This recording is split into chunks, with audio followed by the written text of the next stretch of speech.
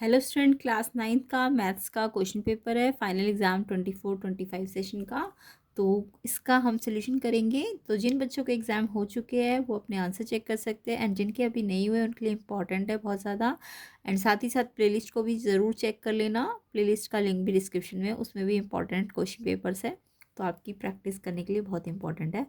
तो चलिए, इसका सेक्शन ए तो हमने कर लिया था, सेक्शन बी भी कर लिया, सेक्शन सी भी कर लिया। इससे प्रीवियस वाले पार्ट्स को आप चेक कर लेना, लिंक डिस्क्रिप्शन में भी मिल जाएगा आपको।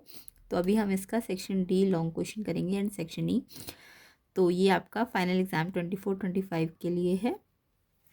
तो अच्छी तरह से इसे प्रैक्टिस कर लेना। डिटेल सोल्यूशन समझाए गए, कंसेप्ट समझाए गए, तो आपको आसानी से बहुत कंसेप्ट समझ आ गए एक बार, तो आप क्वेश्चन कोई भी आएगा तो आप इजीली कर सकते हैं। कोई भी क्वेश्चन पेपर आ जाए फिर आपके पास। तो देखिए, ये सारे आंसर्स आपको मिल जाएंगे। ये सारे मैंने डिटेल सोल्यूशन के साथ करा रखे, प्लेलिस्ट के अंदर मिल जाएंगे, एंड अलग से डिस्क्रिप्शन में लिंक भी है पार्ट 1 पार्ट 2 का, तो चेक कर लेना। तो ये सेक्शन ए भी हो चुका है, सेक्शन बी के क्वेश्चंस भी हो चुके हैं।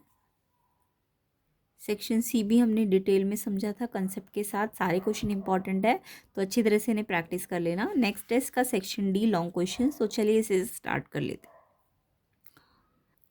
तो सेक्शन डी में 32 क्वेश्चन को देखते हैं। √3 - 1/√3 + 1 a + b √3 के इक्वल है। आपको ए और बी निकालना है, ये ए और बी निकालना है। तो आपको पहले लेफ्ट हैंड साइड को सॉल्व कर लेना है। देखो, जब भी नीचे रूट हो, डिनोमिनेटर में रूट और साथ में प्लस माइनस हो, तो हम रेशनलाइज करते हैं। तो इसको हम लेफ्ट हैंड साइड को पहले सिंप्लीफाई करने के लिए रेशनलाइज करेंगे। देन जब ये रेशनलाइज हो जाए तो तब हम इससे कंपेयर करेंगे इसको और ए और बी निकाल लेंगे। तो ऐसे क्वेश्चन हमने पहले भी किए हुए, प्लेलिस्ट के अंदर भी आप चेक कर लेना। तो बहुत सारे क्वेश्चन पेपर है, बहुत ही कंसेप्ट के साथ समझाया गया, आपको आसानी से समझ आ जाएगा। तो इस क्वेश्चन में हमको क्या करना है, √3 - 1 √3 + 1 को सिंप्लीफाई करना है, यानी रेशनलाइज करना है, क्योंकि नीचे रूट है ना। डिनोमिनेटर में जब भी रूट होता है तो रेशनलाइज करना पड़ता है। तो यहाँ पे देखो, जब प्लस होता है ना, जब भी डिनोमिनेटर में दो टर्म्स हो और प्लस हो बीच में, तो आपको रेशनलाइज करने के लिए सेम यही वाला जो है पूरा का पूरा पॉलिनोमियल या नंबर, उसको एज इट इज़ ऊपर नीचे लिखना है। बस प्लस है ना तो माइनस करना है ऊपर नीचे, ठीक है।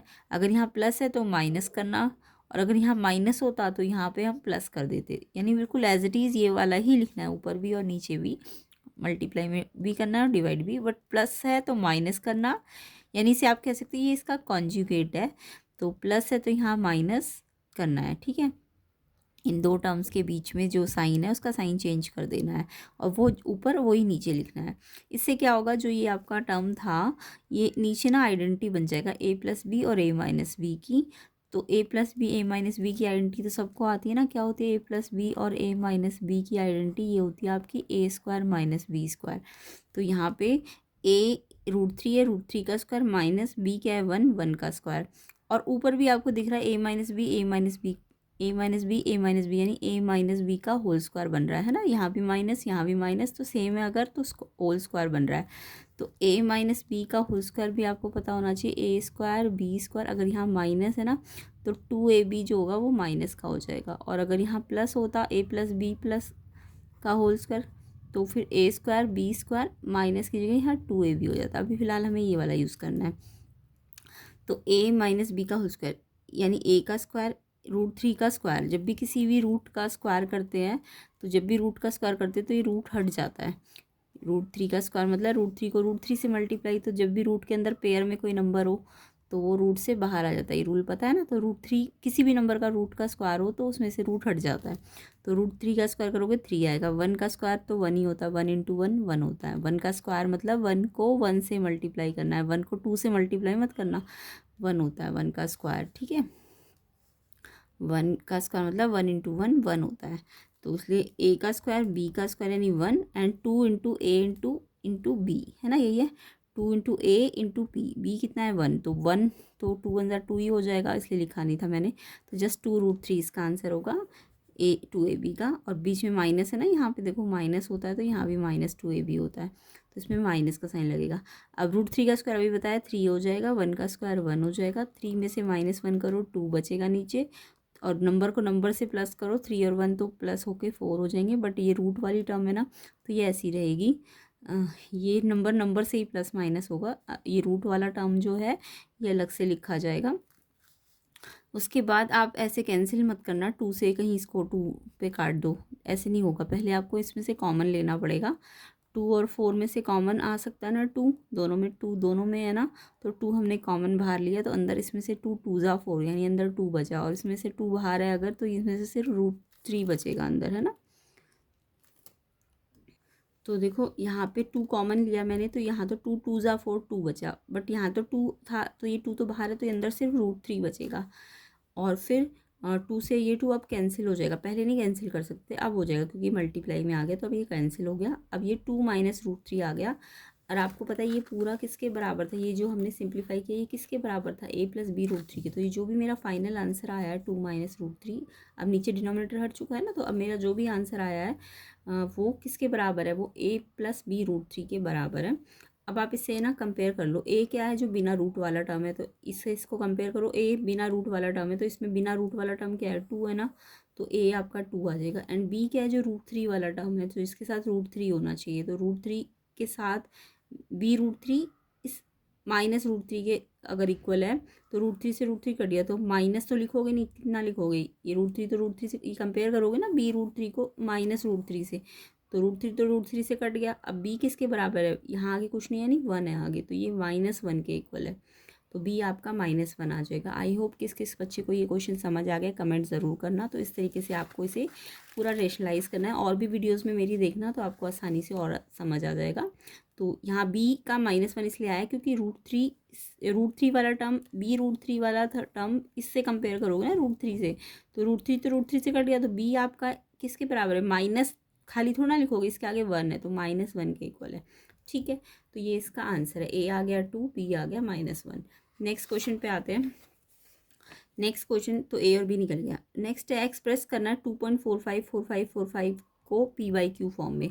तो जब भी ऐसा हो ना 0.4545 यानी रिपीट सेम होने लगे और ख़त्म भी ना हो, तो इसको हम ना नॉन टर्मिनेटिंग रिपीटिंग कहते हैं, नॉन टर्मिनेटिंग रिपीटिंग या रिकरिंग कह सकते हो आप इसको, है ना। तो इस टाइप में जब हम इसको, ये किसी ना किसी रेशनल नंबर से आया, क्योंकि ये भी एक रेशनल नंबर होता है। तो देखो 454545 रिपीट हो रहा है ना, तो पॉइंट के बाद अगर 4545 रिपीट हो रहा है तो हम इस पर बार लगा सकते हैं। तो इस टाइप के नंबर को हम क्या कहते हैं, नॉन टर्मिनेटिंग, और ये रिपीट हो रहा है तो इसलिए रिकरिंग या रिपीटिंग कहोगे। तो ये रैशनल नंबर ही होते हैं, ये क्या होते हैं, रैशनल नंबर होते हैं। तो रैशनल नंबर है तो ये किसी ना किसी p/q फॉर्म में से निकल के ही आया होगा, है ना। तो इसको मुझे किस p/q से ये निकल के आया वो सॉल्व करना है उसके लिए।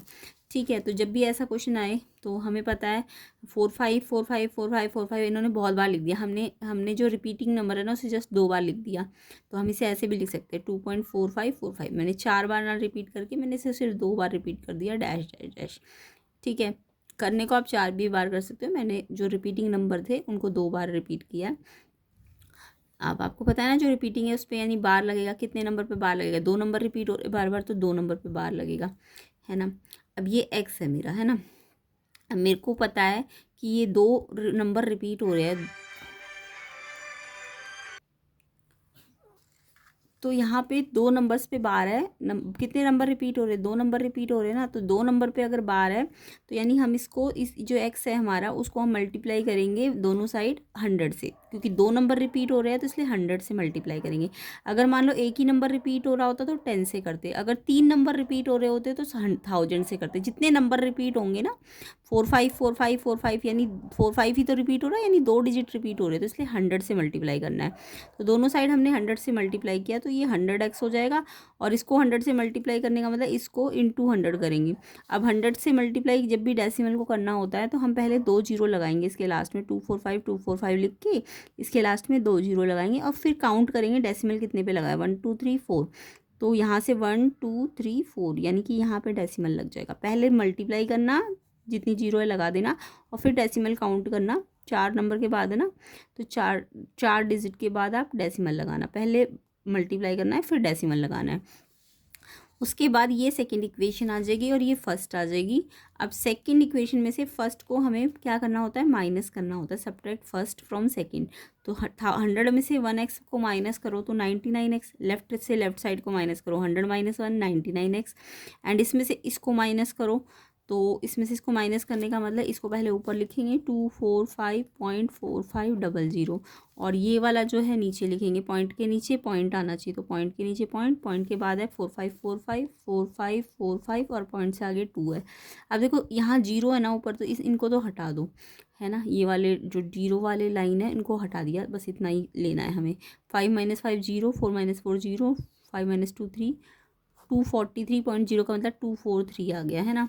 तो यानी कि इसको जब हमने सब्ट्रैक्ट किया इसमें से तो 243 आ गया, और ये x निकालना है तो 99 मल्टीप्लाई में था तो ये डिवाइड में आ जाएगा। अब ये 99 और 243 3 से कैंसिल हो जाएंगे दोनों, तो 3 3 ज़ा 3 3 ज़ा, एंड ये 3 8 ज़ा 3 1 ज़ा, 81 और 33 फिर से 3 से डिवाइड हो जाएंगे, 3 11 ज़ा, और 3 में ये आता है 27, फिर 3 2 ज़ा 6, बचा 2 7 जहाँ पे 21। तो ये 27/11 सिंपल फॉर्म आ गई। तो ये वाला रैशनल नंबर था जिसको अगर हम डिवाइड करते तो हमें ये नंबर मिल जाता। तो आंसर क्या है, 27/11। तो आई होप सबको समझ आ गया होगा कैसे करना है इसको। ठीक है, बाकी एक शॉर्ट ट्रिक भी बता देती हूँ इस क्वेश्चन की। 2.45 पे बार है ना, आप इसे कैसे लिख सकते हैं, ये शॉर्ट ट्रिक है, शॉर्ट ट्रिक से आप अपना आंसर मैच कर सकते हो।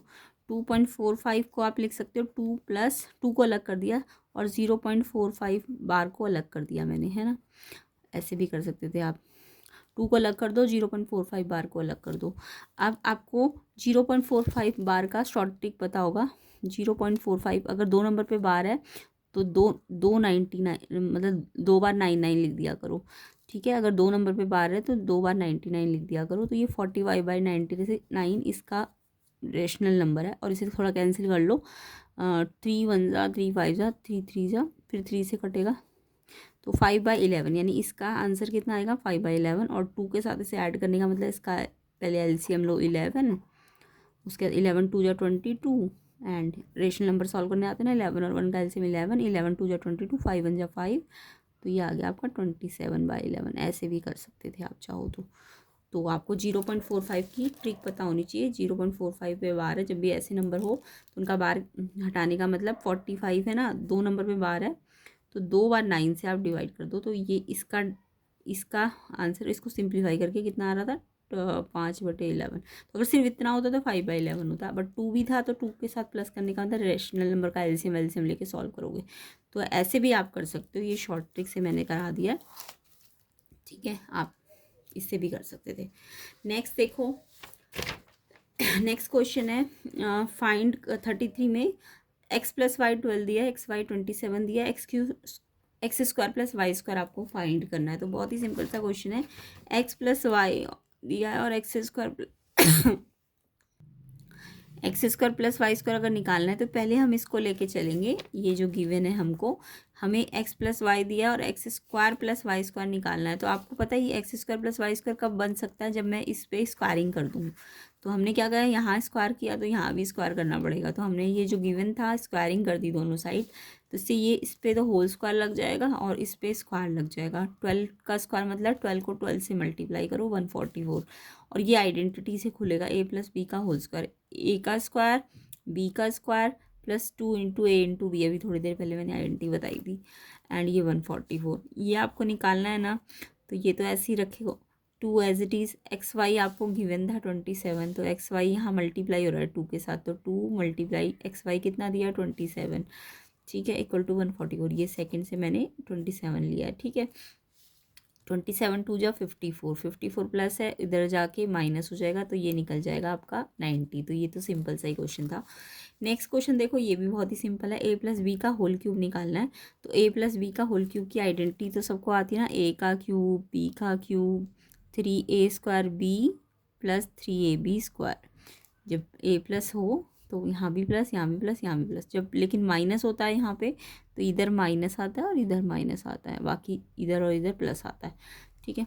फिलहाल तो प्लस है तो सारे प्लस के, इस आइडेंटिटी से खोल दो, a की जगह 2x पे क्यूब प्लस v की जगह 3y पे क्यूब, फिर 3 फॉर्मूले का a का स्क्वायर, यानी एक बार a का स्क्वायर करो, b एज इट इज़, फिर प्लस 3, ए एक बार लिखना है, बी 2 बार लिखना है। अब पहले पावर 3 के अंदर 2 को 3 बार खोलना है, ये पावर 3 2 पे भी और x पे भी है, तो 2 की पावर 3 मतलब 2 2 जा 4, 4 2 जा 8, 2 3 जा 6 मत लिखना, गलत हो जाएगा। 2 को 3 पावर के अंदर 2 इंटू 2 इंटू 2 3 बार, 2 2 जा 4 2 जा 8, एक्स पे भी क्यूब है। फिर 3 3 की पावर का मतलब 3 3 जा 9, 9 3 जा 27 एंड वाई पे क्यूब।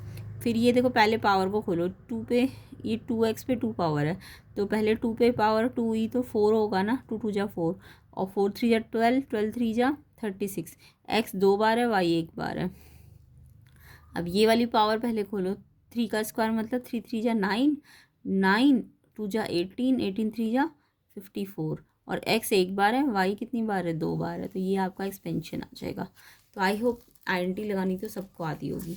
नेक्स्ट क्वेश्चन देखो, नेक्स्ट क्वेश्चन है 34, प्रूव करना है angle subtended bye arc at the centre double होता है angle subtended by at any point on the remaining part of the circle. तो ये सर्कल की थ्योरम है कि कोई भी सर्कल में जो सेम आर्क पे एक एंगल अगर सेंटर पे हो और एक एंगल अगर इसी आर्क से, सेम आर्क से एक एंगल सेंटर पे बनाओ और सेम आर्क से एक एंगल सर्कल पे बनाओ, तो ये अगर एक्स है, सर्कल वाला एंगल एक्स है ना, तो ये 2x होता है, ये याद रखना।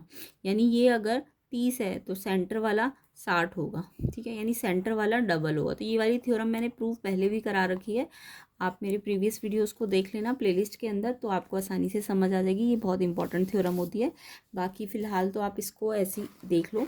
तो ये थ्योरम बहुत इंपॉर्टेंट है, इसको मैंने आपको प्रूव करना भी सिखाया था कि आप इसमें ये जो ये सेंटर वाले एंगल है ना, हमने इसको CO को एक्सटेंड करके D तक बढ़ाना है और फिर इनको शॉर्ट नेम देने हैं, ये 1 है, ये 2 है, फिर ऐसे इधर भी शॉर्ट नेम दो। ये वाला जो ट्राइंगल बन रहा है ये 3 है, ये 4 है, ये वाला 5 है और ये 6 है ना। पहले आप इस वाला ट्राइंगल को लेके चलोगे तो ये एक्सटीरियर एंगल है, एंगल वन एक्सटीरियर एंगल 3 + 4 के बराबर हो जाएगा। तो मैंने ऐसे सिखाया था आपको, एंगल 1 एंगल 3 + 4 के बराबर हो जाएगा। और क्योंकि एंगल 3 और 4 इक्वल है ना, एंगल 3 और 4 इक्वल है, क्यों, क्योंकि ये रेडियस के इक्वल है, तो 3 4 के इक्वल है। तो हमें क्योंकि ये वाला पूरा एंगल चाहिए, एंगल 1 और 2 तो चाहिए पूरा सेंटर वाला, और एक ये पूरा आ जाइए। तो हमने 3 और 4 क्योंकि इक्वल है, क्योंकि रेडियस इक्वल है, तो एंगल भी अपोजिट एंगल इक्वल है, तो एंगल वाले एक्सटीरियर एंगल तो इन दोनों के सम के इक्वल है। और फिर क्योंकि मुझे क्वेश्चन को 4 की टर्म्स में लाना है, तो मैंने 3 + 4 की जगह दोनों को एंगल 4 करके इसे 2 एंगल 4 कर देना है, एंगल 3 और एंगल 4 को 2 एंगल 4 कर देना है। तो एंगल 1 हमारा 2 एंगल 4 है। सेम ऐसे ही ये एंगल 2 देखो, इस वाले ट्राइंगल का एक्सटीरियर एंगल है, इस वाले ट्राइंगल का। तो एंगल 2 किससे बना है, 5 + 6, एक्सटीरियर एंगल अंदर इंटीरियर एंगल के सम के इक्वल है, एंगल 2 5 + 6। अब 5 और 6 भी इक्वल है, तो हमें 5 चाहिए, तो हमने 5 और 6 पहले तो एंगल 2 5 + 6 लिखना है, उसके बाद एंगल 5 को तो हमें एंगल 5 का यूज़ करना है ना, तो हमने इस एंगल 6 को भी एंगल 5 में बदल के एंगल 5 2 एंगल 5 कर देना है। और फिर इसको इसके साथ जोड़ना है, एंगल 1 + 2, और 2 एंगल 4 को 2 एंगल 5 से जोड़ना है, 2 एंगल 4 को 2 एंगल 5 से। तो एंगल 4 और 5 तो एंगल ACB बन गया, देखो एंगल 4 + 5 ACB बन जाएगा, एंगल 4 और 5 ACB बन जाएगा, और एंगल 1 और 2 आपका AOB बन जाएगा। तो इस तरीके से आप ये थ्योरम प्रूव करोगे। तो ऐसे शॉर्ट नेम्स दे दे के आप इसको प्रूव कर सकते हो, वैसे तो करने का ये पूरा तरीका है, इन्होंने पूरे नाम दिए, मैंने शॉर्ट नेम से करा दिया है, ठीक है। तो आप ऐसे भी कर सकते हो। तो इम्पॉर्टेंट थ्योरम है, इसे कर लेना। उसके बाद इसी थ्योरम के बेस पे आपको ये क्वेश्चन दिया हुआ है इस थ्योरम के बेस पे आपको क्वेश्चन दिया है कि ये एंगल 60 है और ये 30 है, और आपको ये वाला निकालना है। तो आपको दिख रहा है ADC जो निकालना है क्वेश्चन में, वो AC आर्क पे बनाना है ADC, और AC आर्क पे ही आपका AOC सेंटर पे भी बना हुआ एंगल है। तो अभी मैंने बताया ये जो सर्कल वाला एंगल होता है, ऑन सर्कल वाला, वो सेंटर वाले का हाफ होता है। ये सेंटर वाला तो डबल होता है, यही बताया ना मैंने। सेंटर वाला तो अगर x है, सर्कल वाला तो ये 2x होता है, यानी ये 30 है तो ये 60। तो यानी ये सेंटर वाला अगर पता है, तो ये वाला अगर निकालना है तो 60 का आधा होगा ना ये। तो हम कह सकते हैं कि जो सर्कल वाला एंगल होता है ADC, वो सेंटर वाले का आधा होता है। सेंटर वाला तो इस वाले का डबल होता है, बट ये वाला सेंटर वाले का क्या होता है, हाफ होता है। तो AOC सेंटर पे बनाया ना AOC पूरा। अब ये AOC दो पार्ट से बना है, 60 और 30 से, तो इनको हमने AOC को ऐसे लिख सकते हैं ना, AOB और BOC। तो AOB 60, BOC 30, 60 और 30 प्लस किया 90, और फिर क्योंकि ये वाला आधा है इसका, तो 90 का आधा 45 डिग्री आ जाएगा। ठीक है, नेक्स्ट क्वेश्चन है इसमें ऑप्शन वाला क्वेश्चन है, ये भी पहले भी करा रखा है, आप प्रीवियस वीडियोस को ज़रूर चेक कर लेना, प्लेलिस्ट में से आपको मोस्टली क्वेश्चन मिल जाएंगे, डिटेल में करा रखे, कंसेप्ट में करा रखे। अगर आप और प्रैक्टिस करना चाहते हैं अपनी अच्छी तरीके की, तो प्लेलिस्ट के अंदर से 3 to 4 क्वेश्चन पेपर ज़रूर प्रैक्टिस कर लेना, लिंक डिस्क्रिप्शन में है। एंड ज़्यादा से ज़्यादा वीडियो को शेयर भी कर देना, लाइक भी कर देना, 1000 लाइक जल्दी से जल्दी कर देना, ताकि आपको और भी प्रैक्टिस कराई जा सके। तो इसका देखो, नॉन पैरेलल साइड ट्रैपिज्म की बोला इक्वल है, प्रूव करना है साइक्लिक है। तो नॉन पैरेलल साइड ट्रैपिज्म समझ गए, ये ट्रैपिज्म होता है ना, ये ABCD एक ट्रैपिज्म है ना, ABCD क्या है, ये एक ट्रैपिज्म है। इसमें नॉन पैरेलल साइड ये वाली होगी, क्योंकि AB और CD तो पैरेलल दिख रही है, तो AD और BC नॉन पैरेलल साइड है, तो ये आपको इक्वल दिया हुआ है, AD BC के इक्वल है। तो अगर ऐसा कोई ट्रैपिज्म है जिनमें नॉन पैरेलल साइड इक्वल है, तो प्रूव करना है वो साइक्लिक है। यानी मेरे को गिवन क्या है, ABCD ट्रैपिज्म है जिसमें मेरे को नॉन पैरेलल साइड AD और BC इक्वल भी गिवन है, बट प्रूफ क्या करना है, साइक्लिक। साइक्लिक का मतलब समझ आता है, कोई भी क्वाड्रिलेटरल साइकिल कब होता है, जब उसके अपोजिट एंगल्स का सम 180 होता है। यानी साइक्लिक होने के लिए A और C जो अपोजिट एंगल है, इनका सम 180 होना चाहिए, या फिर B और D जो अपोजिट एंगल है, उनका सम 180 होना चाहिए। ये साइक्लिक की प्रॉपर्टी है, अपोजिट एंगल का सम 180, ये आपको प्रूव करना है। इस क्वेश्चन में एक कंस्ट्रक्शन करनी पड़ेगी आपको। क्या करना है, C से ना CX को पैरेलल खींचो, CX को AD के पैरेलल खींचो, और ये जब पैरेलल खींचोगे तो ये AB को एक्सटेंड करने पे E पे काटेगा। ठीक है, तो मैंने ये कंस्ट्रक्शन किया है, CX पैरेलल टू AD की वो मीट करेगा एक्सटेंडिंग AB एक्सटेंड करने पर E पॉइंट पे। ठीक है, तो ये कंस्ट्रक्शन है। अब इसमें आपको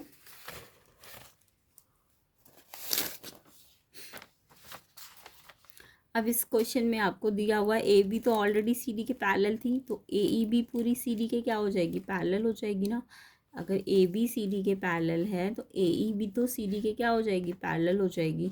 और ये ऑलरेडी कंस्ट्रक्शन से पैरेलल कर दिया AD और CE, है ना, ये बाय कंस्ट्रक्शन है, ये गिवन था हमको। अब यानी कि ये पूरा जो मैंने बाय कंस्ट्रक्शन से ये बना दिया ADCE, ये क्या बना गए, ये एक पैरेललोग्राम, क्योंकि ये इसके पैरेलल है कंस्ट्रक्शन से, और ये इसके ऑलरेडी पैरेलल थी, तो ये एक ADCE क्या बन गया, ये एक पैरेललोग्राम बन गया। ठीक है, ABCD एक ट्रैपिज्म था, बट जो ये ADCE बन गया है, ये एक पैरेललोग्राम बन गया है। और पैरेललोग्राम में आपको पता है AD और CE अपोजिट साइड क्या हो जाएंगी, इक्वल हो जाएंगी ना। तो AD CE के इक्वल हो जाएगा अपोजिट साइड ऑफ पैरेललोग्राम, और AD BC के इक्वल आपको गिवन था, AD और BC तो गिवन थी ना इक्वल में, ये ट्रैपिज्म की non parallel side already equal दी हुई थी, तो ये इक्वल दी हुई है, और ये मैंने अपोजिट साइड पैरेललोग्राम की इक्वल कर दी ADCE। तो इससे क्या होगा, AD कॉमन दोनों में है, तो BC और CE भी इक्वल हो जाएगा। अब देखो, BC और CE अगर इक्वल है, तो ये जो अपोजिट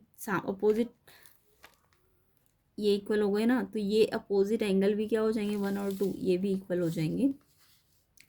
अब आपको दिख रहा है, ये अगर पैरेलल लाइन है AB और DC, तो ये सम ऑफ A और D, sum of interior angle बना रहे हैं ना A और D, ये ट्रांसवर्सल मान लो, तो ये A और D ये सम ऑफ इंटीरियर है, तो A और D 180, क्योंकि ABCD के पैरेलल है, सम ऑफ इंटीरियर एंगल। सेम ऐसी A और E भी 180 कर सकते हो, क्यों, क्योंकि ये लाइन भी तो पैरेलल है, तो पैरेलल लाइन में एडजेसेंट एंगल, ये पैरेललोग्राम है ना AB, तो पैरेललोग्राम में एडजेसेंट एंगल का जो सम होता है A और E, ये पैरेललोग्राम था पूरा, तो A और E आपका 180 होगा, या A और D भी सम ऑफ एडजेसेंट एंगल है, ये भी 180 होगा, तो A और E भी 180 है ना, सम ऑफ एडजेसेंट एंगल भी बोल सकते हो आप इसे पैरेललोग्राम में।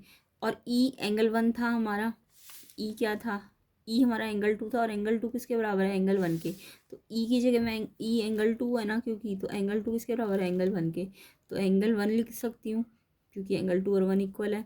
और एंगल 1 की जगह एंगल C भी लिखा जा सकता है, देखो ये एंगल 1 और ये एंगल C, देखो ये लाइन पैरेलल है और ये ट्रांसवर्सल है, तो अल्टरनेट बन रहे हैं, 1 और C भी इक्वल है, तो 1 की जगह मैंने C लिख दिया।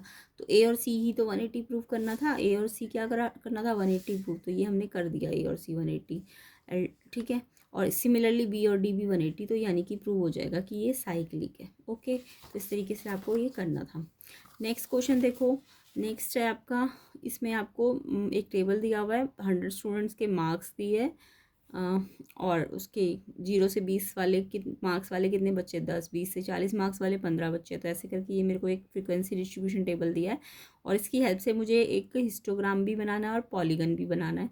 तो जब हिस्टोग्राम और पॉलीगन दोनों बनाने हो ना, तो आप पहले हिस्टोग्राम बना लो, फिर उसी की हेल्प से आप पॉलीगन बना लेना। अगर सिर्फ पॉलीगन बनाना होता तब आपको इनके क्लास मार्क्स निकालने पड़ेंगे, बट इसमें क्योंकि हिस्टोग्राम भी बनाना है पॉलीगन भी बनाना है, तो आप पहले हिस्टोग्राम बना लो। तो आपको इसमें 0 से 20, 20 से 40 ये मार्क्स गिवन है, ठीक है, ये मार्क्स गिवन है और ये नंबर गिवन है स्टूडेंट्स के। तो जब भी हिस्टोग्राम बनाना हो तो इनको ये मार्क्स तो हम क्लास इंटरवल्स को तो कहाँ लगाएंगे, ये क्लास इंटरवल है ना, क्लास इंटरवल को हमेशा एक्स एक्सिस पे याद रखना। जब भी हिस्टोग्राम बनाते हैं तो क्लास इंटरवल आप एक्स एक्सिस पे लोगे, और जो फ्रीक्वेंसी है या नंबर है वो आप वाई एक्सिस पे लोगे, ठीक है। एक क्वेश्चन आता है, हिस्टोग्राम का जो एरिया होता है वो किस पे डिपेंड करता है। ये क्वेश्चन 1 नंबर में आएगा, एरिया ऑफ हिस्टोग्राम जो होता है वो किस पे डिपेंड करता है, वो फ्रीक्वेंसी पे डिपेंड करता है। फ्रीक्वेंसी जितनी ज़्यादा होती है ना, एरिया उतना ज़्यादा होता है। अगर डिस्ट्रीब्यूशन जो है वो कॉन्टीन्यूज़ है, कॉन्टीन्यूज़ में याद रखना, कॉन्टीन्यूज़ का मतलब जब गैप बराबर होंगे, 0 से 20, 20 से 40, 20 का गैप है ना, तो कॉन्टीन्यूस जब होता है तो हिस्टोग्राम का एरिया किस पे डिपेंड करता है, फ्रीक्वेंसी पे। जितनी ज़्यादा फ्रीक्वेंसी उतना एरिया ऑफ हिस्टोग्राम ज़्यादा होता है। ये क्वेश्चन आपको मैंने एक्स्ट्रा बता दिया है, तो समझ आया। तो क्लास इंटरवल एक्स एक्सिस पे बनती है, फ्रीक्वेंसी वाई एक्सिस पे बनती है। अब क्लास इंटरवल क्या है, 0 से 20, 20 से 40, तो मैंने यहाँ पे 0, 20, 40, 60, 80, 100 लिख दिया। उसके बाद नंबर ऑफ़ स्टूडेंट देखो यहाँ पे लेने हैं वाई एक्सिस पे, तो ये ग्राफ पेपर में पेंसिल की हेल्प से और स्केल की हेल्प से बनाना है। ये 10, 15, 32, 18, 25, सबसे बड़ा कितना है, सबसे छोटा 10 है, और सबसे लास्ट जो सबसे बड़ा है वो 32 है। तो यहाँ पे 10, 10 का गैप ले लो, 10, 20, 30, 40 है ना, 32 तक लेना है, तो 10, 20, 30, 40 गैप अपने हिसाब से। तो मैंने एक्स एक्सिस के लिए तो 20, 20 का गैप लिया है, तो यानी मैंने 1 यूनिट 20 मार्क्स के बराबर लिया है ना। और वाई एक्सिस के लिए मैंने 1 यूनिट 10, 10 का गैप लिया है, तो 10 क्या है, स्टूडेंट्स के बराबर। तो ये मैंने स्केल ले लिया है। अब आपको पहला 0 से 20 का जो क्लास इंटरवल है उस पर कितने तक का बॉक्स बनाना है, 10 तक का। तो 0 से 20 ये रहा ना, तो 0 से 20 पे आप 10, 10 हमने यहाँ लिया था, तो 10 तक का ऐसे करके बॉक्स बना लेना है स्केल की हेल्प से। फिर 20 से 40 पे आपका 15 है, तो 15 इसी लाइन को, इस क्लास हिस्टोग्राम हमेशा ना गैप नहीं छूटेगा, इस लाइन बिल्कुल चिपक चिपक के बनेंगे, ठीक है। तो 20 से ही शुरू करो, कहाँ तक लो, 10 और 20 के बीच में 15 आ जाएगा, तो यहाँ पे 15। ये ग्राफ पेपर में बनेगा तो आपको बिल्कुल साफ दिखेगा, और स्केल से बनाना है पेंसिल से। फिर 40 से 60 पे आपको 32 लेना है, तो 30 से 40 पे ग्राफ पे छोटे छोटे लाइन मार्क्स होंगे, तो 31, 32, तो 32 का बॉक्स बना देना है। यहाँ 40 वाली लाइन को एक्सटेंड करना है और 32 तक का बॉक्स बनाना है। फिर ऐसे ही 60 to 80 पे आपको 18 का बॉक्स बनाना है, इसको 18 तक ले जाना, 20 से 20 पे बिल्कुल 20 के पास ही होगा 18, ग्राफ में दिख जाएगा वो। एंड ये 80 to 100 में 25 का बॉक्स बना देना है, ठीक है। ये 25, 20 और 30 के बीच में आएगा। अब ये बन गया मेरा हिस्टोग्राम। अब मेरे को इसमें पॉलीगन भी बनाना है, तो पॉलीगन बनाने के लिए आप ये जो हिस्टोग्राम बने हैं ना, इनके मिड पॉइंट लेना, ये वाला इस वाले बॉक्स का मिड पॉइंट, फिर इस वाले बॉक्स का भी मिड पॉइंट, इस वाले का भी मिड पॉइंट, इसका भी मिड पॉइंट, इसका भी मिड पॉइंट, और एक एक्स्ट्रा भी बनाना 100 से 120 पे, यहाँ पे नीचे भी मिड लगाना, और इसका 0 से 20 पे -20 इधर चला जाएगा, तो इसका मिड यहाँ पे आ जाएगा। तो पॉलीगन में एक एक्स्ट्रा यहाँ से भी और एक एक्स्ट्रा यहाँ से भी मिड लेना होता है। तो ये हमें स्केल से नहीं, पॉइंट्स को जोड़ देना है, स्केल से जोड़ना है ये सारे पॉइंट्स। पहले ये, फिर इसको इससे जोड़ो, फिर इसको इससे जोड़ना, फिर इसको इससे जोड़ना, फिर इसको इससे जोड़ना, लास्ट में इससे जोड़ना। तो इस तरीके से ये पॉलीगन बन जाएगा। अगर इसमें हिस्टोग्राम नहीं बनाना होता, पॉलीगन बनाना होता, तो मैं इसको क्लास मार्क्स नहीं देती। 0 से 20 का क्लास मार्क आता आपका, 0 और 20 को ऐड करो, 2 से डिवाइड, क्लास मार्क पता है ना, क्लास मार्क कैसे निकलते हैं, lower limit plus upper limit divide by 2। तो 0, 20, 20 को 2 से डिवाइड किया, 20 का 2 से डिवाइड करके 10 आएगा, यानी 10 फिर 20 से 40 को ऐड करो 60, 60 को 2 से डिवाइड करो 30, फिर 40 60 को ऐड करो 100, 100 को 2 से डिवाइड करो 50, 60 80 140, 140 को 2 से डिवाइड करो 70। तो ये पता ही चल गया 10 30 50 70, तो ये 90 आएगा। तो ये ना जब भी अगर पॉलीगन बनाना होगा तो आपको क्लास मार्क्स लेने पड़ेंगे।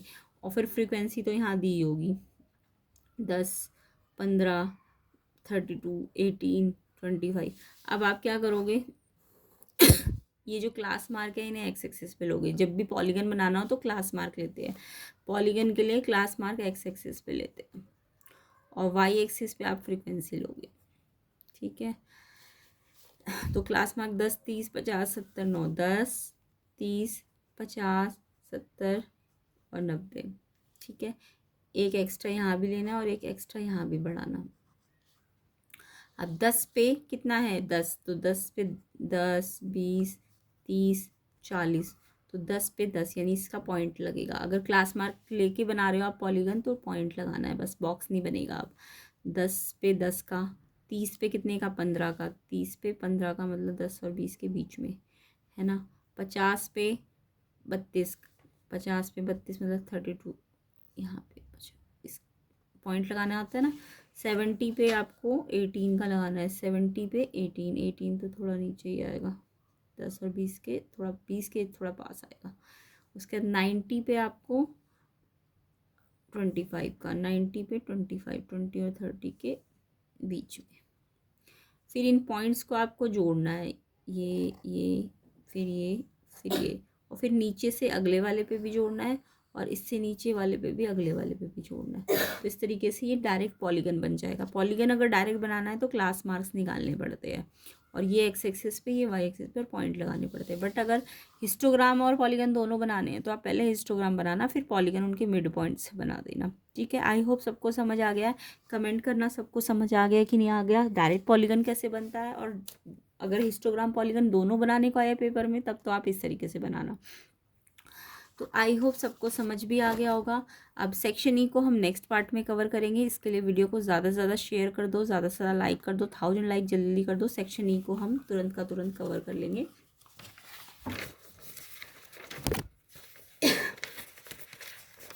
तो सेक्शन ई में हम ये केस बेस्ड क्वेश्चंस को कवर करेंगे नेक्स्ट पार्ट में। तो प्लेलिस्ट को भी ज़रूर चेक कर लेना, अच्छी तरह से उसे प्रैक्टिस करना है, सिर्फ देखना नहीं है। पेन कॉपी रजिस्टर वगैरह अपने पास रख के उसे प्रैक्टिस करनी है अच्छी तरीके से। और इसका प्रीवियस पार्ट्स को भी चेक कर लेना, लिंक डिस्क्रिप्शन में। आई होप अच्छा जाए आपका एग्ज़ाम, अच्छी तरह से प्रैक्टिस करते रहिए। चैनल पे नए हो तो चैनल को सब्सक्राइब भी कर लेना।